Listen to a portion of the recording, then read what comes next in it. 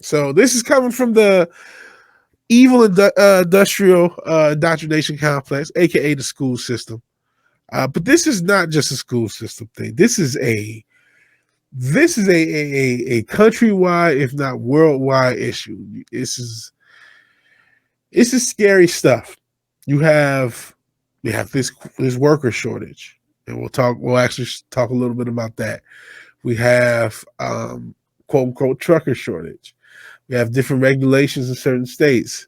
We have just a clusterfuck, a perfect storm, so to speak. And I don't know how this solves. I don't know how this maths. I don't know how this works. We definitely need the end of this. The state pays people more money not to work than to work situation to relieve itself. There's no doubt about that. But there are other issues. That's probably the major issue, obviously. But this seems scary. Supply chain woes hit school cafeterias, leaving administrators scrambling to make meals. Supply chain shortages hitting the entire country are leaving school cafeterias short of items, from utensils to syrup packets. And this is just very disturbing, man. We have a generation of kids who are going to grow up with this shit. Fuck me. Just the plastic dividers and all this shit. Because that's going to help a fucking thing, man. This shit, like sometimes I see this shit, whether it's the mask, whether it's this, and it's like, this is just for scare tactics. This is just for fear. Because this is not like helpful. This is the mental effect of how disturbing this is being made normal as far as these blockades, which is not the story we're talking about. It's just me observing this picture. But the mental effects of this type of shit and this being made normal far outweigh the few physical benefits that they probably don't even provide. Turkey for tacos, chicken products, orange juice, and meal trays, just a few of the items. Shonia Hall, Director of Nutrition Services for Oklahoma City Public Schools, said she cannot find. Lay is victim of the supply chain slowdown. That's actually tab because I really want to talk about the supply chain, not just because it's actually a job, but because it's scary. I've been wondering the past 6 months at work, like, wait, how does this work? What are we going to do when there's like a massive product shortage? This is going to get really ugly. This is my thought as a worker, and now we're starting to see this get a little bit more ugly day by day. It's just a worker in the supply chain system. I'm just like, this can't work. This can't work. This cannot work. Let's see. Latest victim of the supply chain slowdown is a school cafeteria lead nutrition administrators. That's some weird phrase. Fuck administrators. Scrambling to get proper meals on the table for students as they return to the classroom. A few weeks ago, Hall's distributors could not get sporks or spoons, and she had to run to her local Sam's Club to buy 60,000 of each to help get us through a few days in hopes that the truck will show up.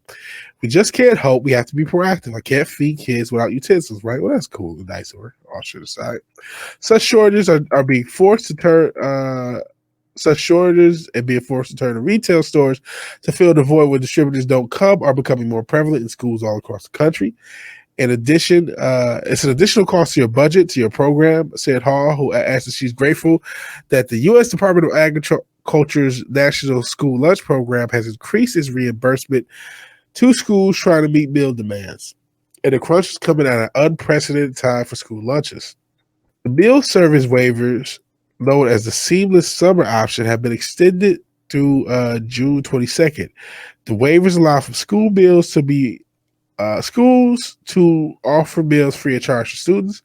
Republicans in Congress have been critical of the proposal made by Democrats to make universal free meals permanent because of a potential high price tag. President Joe Brandon announced 3 of the largest U.S. good carriers, Walmart, FedEx, and UPS, will up their efforts to address supply chain issues after retailers have already begun warning that some products may not make it to the shelves before the holidays. They can only do so much. Never again should our country and our economy be so unable to make critical products that we don't need because we don't have access to materials for that product. Well, if you didn't give away all our jobs, we would have more manufacturers, Brandon. Logistical backups and shipping points driven in part by worker shortages have doubled. I'm not going to read this line because that's not been really the issue. It's been worker shortages. Have doubled the time it takes for some products to make it their way. Well, you know what? COVID outbreaks have actually impacted stuff in Asia and the way they've interacted because they still shut things down over there. Different countries, not just China, but whether it's coming out of Singapore and the Philippines, I think did something. They've had some shutdowns in different Asian countries, so I guess COVID has definitely impacted that. Well, we're struggling, we can't get food, but we're having outages and shortages, says Stephanie Dillard, Child Nutrition Director at Enterprise City Schools in Alabama. School district has dealt with inconsistent deliveries of food, supplies like trays, utensils, which is an added layer of stress on the school staff who are coming back from a year of mostly remote learning due to the COVID pandemic. Every week, everybody is holding their breath, not knowing whether we're going to get a truck or not, because we don't know if there's going to be truck drivers or we don't know if there's going to be employees in a distributor's warehouse, said Dillard said in an interview. Schools served almost 500 million lunches on average per month. Holy smokes. Between September 2018 and May 2019, basically the school year, the last full school year before the pandemic. The number dropped during the pandemic to around 330 million lunches per month, according to the USDA. Besides allowing a higher reimbursement rates, the USDA is also giving schools more leeway when it comes to meeting the meal guidelines and extending the nationwide waiver through the 21-22 school year to make all meals free of charge.